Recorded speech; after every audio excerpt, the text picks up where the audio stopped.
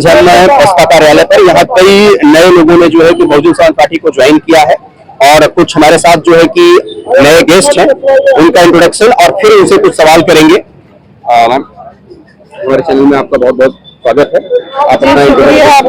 आपका भी। मैं सबिया अंसारी, मंडल प्रभारी, आजमगढ़ मंडल मुस्लिम भाईचारा। अभी जो पूरे देश में एक तरह से एसआईआर को लेकर के कई राज्यों में जो है कि हो रहा है और कहा जा रहा है कि एसआईआर पूरे देश में कराया जाएगा चुनाव आयोग की तरफ से। अब हम ये जानना चाहते हैं कि पार्टी स्तर पर लोग एसआईआर को कैसे देख रहे हैं और क्या पार्टी की तरफ से सहयोग किया जा रहा है, क्योंकि जनता बहुत जगह पे एसआईआर को लेकर के जागरूक नहीं है।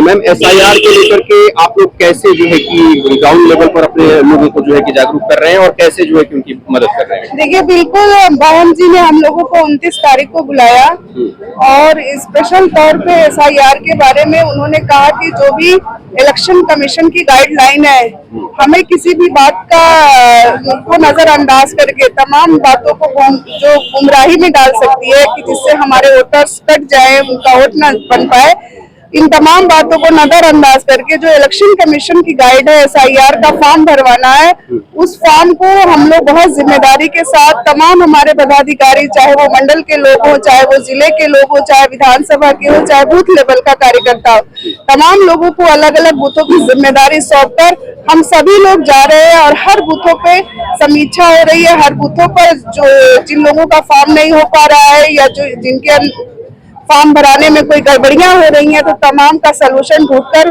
ज्यादा से ज्यादा हम लोग फॉर्म भराने की पूरी तरह से कोशिश कर रहे हैं। ये मानिया बहन जी का आदेश पूरी मुस्तैदी के साथ, पूरी जिम्मेदारी के साथ उन्होंने लगातार गाइडलाइन जारी कर रही हैं। हर 2-3 दिन पे तमाम लोगों से इस बात के लिए चर्चा कर रही हैं, पूछ रही हैं कि कितना काम हुआ। इसी सिलसिले से आज आजमगढ़ में एक बैठक थी मंडल की और फिर से हम लोगों की समीक्षा हुई है कि कौन कितना काम कहाँ तक पहुँचाया है। एक और जो है कि एसआईआर को लेकर के खबर आ रही है जिसमें लोग कह रहे हैं कि जिस घर में सदस्य घर के जो है कि 8 हैं 10 हैं, वहाँ फॉर्म जो है कि 4 या 5 पहुंच रहे हैं। क्या ग्राउंड में इस तरह की समस्या आप लोगों ने फेस किया? देखिए, हाँ, इस तरह की बातें जो हो रही है, क्योंकि बहुत सारे बूथ जो है पूरा बूथ बढ़ा दिए गए हैं, कुछ बदल दिए गए, कुछ हिस्से जो है इस विधानसभा से कट के दूसरे विधानसभा में चले गए हैं, तो ऐसी जगहों पर दिक्कत आ रही है। लेकिन कहीं ना कहीं हमें सिर्फ जो हमारा बूथ है, हम अगर लिस्ट में वहां पे ढूंढते हैं तो कुछ नाम हमारे पिताजी का, अगर पिताजी का नाम है तो माता जी का नाम, इस तरह से, या किसी और परिवार के सदस्य का नाम वो हट गया है, तो वो कहीं ना कहीं हमें सिर्फ एक बूथ पे न रह के गांव के जो और भी बूथ है उस पे आसपास पे भी पता करने से वो नाम मिल जा रहे हैं। ऐसी समस्याएं हैं।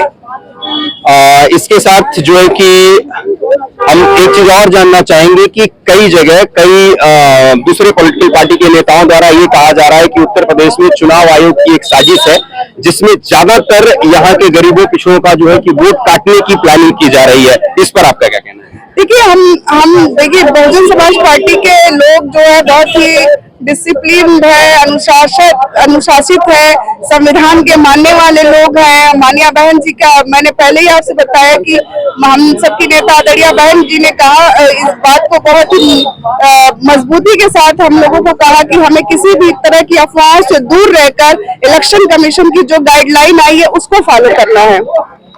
बिहार में ये कहा जा रहा था कि 65 लाख वोटर इस चुनाव में वोट नहीं दे पाए, तो क्या उत्तर प्रदेश में भी कुछ इस तरह की संभावनाएं नजर आ रही हैं?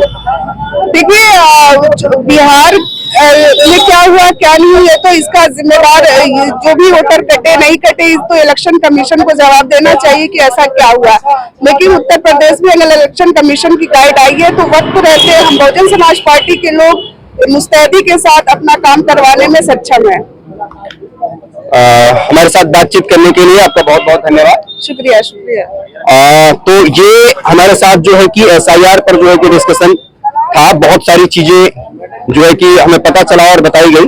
तो हमारे साथ ये कुछ बहुजन के साथी थे जिन्होंने एसआईआर को लेकर के बहुत सारे सवालों का जवाब दिया और बहुत सारे जनता के कंफ्यूजन इसे दूर करने की कोशिश की गई। तो दोस्तों इस वीडियो में यहीं तक, हम मिलेंगे अगले वीडियो में। धन्यवाद।